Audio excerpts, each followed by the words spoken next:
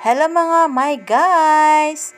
Lunch time! Sana mga my guys, for today's video ay magmukbang ako ng niluto ng anak kong carbonara na tira lang din to na spaghetti shell sa aking kapatid. So aking niluto mga my guys kasi sayang naman na itapon.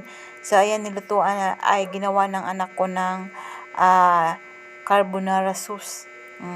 So pait-pait na to mga my guys. So for today's video, mukbang ako ng carbonara. Isang plato.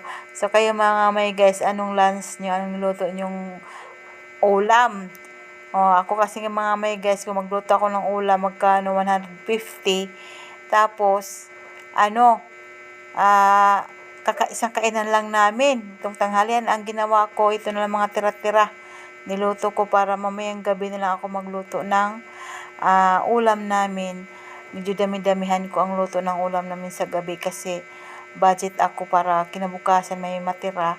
Yun naman ang aming almusal at aming lunch. So ngayon mga may guys, ito lang muna, mantener lang muna kami kasi hindi inabot ang ulam namin na leftover hanggang umaga, wala ng lunch.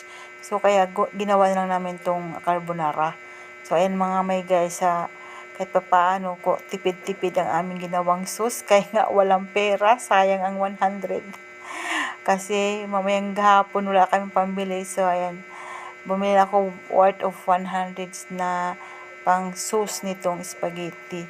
So ayan, ginawa ng anak ko carbonara kasi kung spaghetti mga may guys, mahal-mahal naman ang ingredients. Kailangan pa ng corned beef. O ito, ginawa na lang ng anak ko ng simpleng sauce lang mga may guys. O laman siya na rin yan. So ayan my guys, masarap din naman ang kinalabas